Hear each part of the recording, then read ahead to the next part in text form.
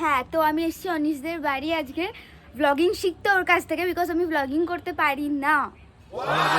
এই যে আমি আগে ব্লগিং করতাম গাইস, কিন্তু সেই চ্যানেলটায় এমন কিছু লোকজন ছিল আমার ব্লগেতে। দিনটা ছিল সানডে অ্যান্ড আমি বেরিয়ে পড়েছিলাম একটু আড্ডা দিতে, গল্প করতে বন্ধুদের সাথে। হেঁটে হেঁটে যাচ্ছিলাম, দেখে এসে দাঁড়িয়ে আছে এখানে অনিশ। তোকে এতবার ফোন করছি, তুললি না কেন? যদি ফেলে দিই কিছু বলবি না? তো ফার্স্টে আমি যাচ্ছি এখন অনিশের বাড়িতে। ওখানে গিয়ে ওর বৌদির থেকে কিছু অক্সিডাইজ জুয়েলারি আমার নেওয়ার আছে, সেগুলো দেখবো। দেন তারপরে আমরা যাবো হচ্ছে আমিও আর শৈলী চোংদার, আমাদের আরেক ফ্রেন্ড আসবে, একটু আড্ডা দেবো, গল্প করবো, একটু ঘুরতে বেরোবো আর কি। ভয় দেখাচ্ছে তোর বাড়ি।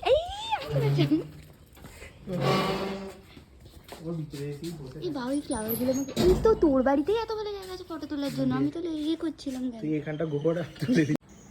এটা অনিশদের বাড়ির ছাদ। বিকালে ছাদে চলে এসেছি ফটো তুলতে। ওয়েদারটা অ্যাকচুয়ালি এত ভালো ছিল, ছাদে চলে এসেছি। ফটো তুলে বলে এখানে রেডি হচ্ছে, হাসাহাসি তো মারাত্মক হচ্ছিল। কি করছিলি কর?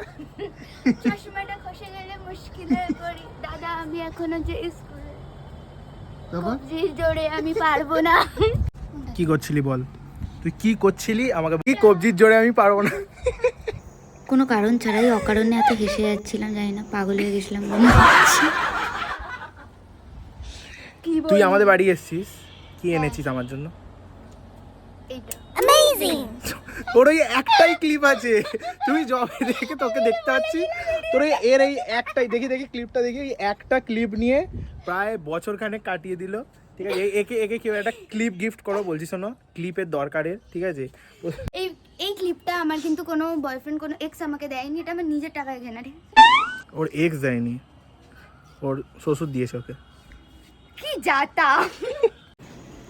এই যে ছাদ থেকে নেবে অনিশদের ব্যালকনিতে যাচ্ছিলাম। তো এটা অনিশদের ব্যালকনি গাইজ। এখানে এসে আমরা বহুত ফটো তুলেছি। একবার অনিশদের বাড়ি হয়েছিল, হ্যাঁ, আর সিঁড়িটাও দেখাবো যেখানে তুই কত ছবি একবার তুলেছিস। তোদের বাড়ি কার্তিক পুজো হয়েছিল, হ্যাঁ, আমরা সবাই ফ্রেন্ডরা এসে এই জায়গাটা আমরা এত ছবি এই বালতিটা ছিল না, বাড়ি ছিল। আমি জানি বালতিটা ছিল না, বালতিটা। ভয় লাগে তাই আমি যাবো না। এটা অনিশের মা বসে আছে। ও যাবে বললে যে অনিশদের বাড়িতে দুটো কুকুর আছে, আর কুকুরে আমার মারাত্মক ভয় করে। মানি আমার ভীষণ ভয় লাগে ভাই, আমি ঢুকছি না। মানি ঠিক আছে, আসতে হবে না।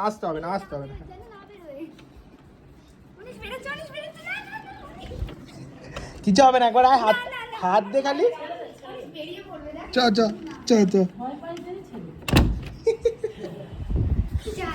আমার ভয় লাগে খুব। চ। তো অনিশদের বাড়ি থেকে এবার বেরোচ্ছি, বেরিয়ে আমি সহেলি আসবে, আমরা এবার বেরোবো কোথাও, একটু গিয়ে আড্ডা দেবো, একটু কোথাও যাবো, দেখি। এখানে কি করছিস? এখানে আমার ফটো ছিল না, এখানে এটাই তো এখানে বস। আমি বসেছিলাম, কেউ একটা লিখেছে যে পিছলে পড়ে গেছি।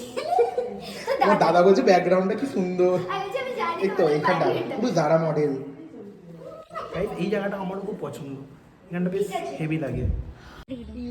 এই এত কুকুর আমি যেতে পারবো না, অনিশ দেখ কামড়ে দেবে, আমার ভীষণ ভয় লাগে। আর তুই আমার সাথে আছিস তো, এই চেন এটাই তো আরো ভয়, কারণ ওরা তো নিয়ে এসেছি। তো চলে এসছে ভাইজং। আমরা এখন যাব, কোথায় যাব? চলে এসছে। আরে ভাই নিয়ে না, তো কি আমরা হবে? আরে ভাই এটা ব্লগে পোস্ট হবে আমার। কি জানতা? তো সহেলি আসার পর আমরা যাচ্ছিলাম, এখানে হচ্ছে একটা মন্দির, ঘাট ঠিক নয়, মন্দির আছে, তার সাথে একটু বসার জায়গা আছে, তো ওখানে আমরা আড্ডা দিই। জায়গাটা খুব ভালো আসলে।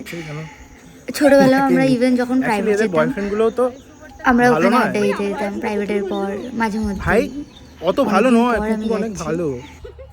তোদের বয়ফ্রেন্ড কুকুর হলে হয়ে যেত। কুকুরটার লয়াল হয়। চং কিছু বল। চং বলছে আমি কেন এলাম এদের সাথে, ঘুমোচ্ছিলাম রবিবারে মাংস ভাত খেয়ে চুপচাপ, কত ভালো ছিলাম। গাইস আবার একটা কুকুর। না ভাই এত কুকুর কেন দেখতে পাচ্ছি? সব তোর এক্স গুলো এখানেই নাকি?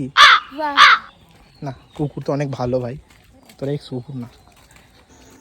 এই সেই মন্দির, এটাকে তারামার মন্দির বলা হয়। দুটো মন্দির আছে পাশাপাশি, আর পাশে একটা বসার জায়গা আছে, যেখানে বিকাল হলে সব লোকজন আসে মোটামুটি গল্প টল্প করতে।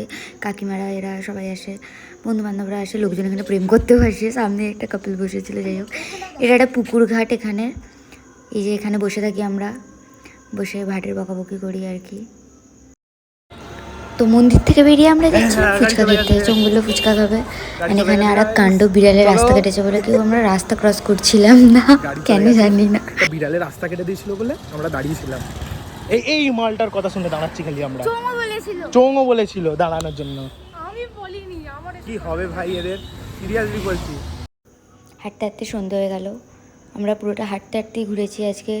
মন্দিরে গেছি, এখানে সিলেদার্সের কাছে ফুচকা খেতে এসেছি। ফাইনালি ফুচকা, এখান থেকে আমরা ফুচকা খাই। এখানে ফুচকা খুব ভালো অ্যাকচুয়ালি।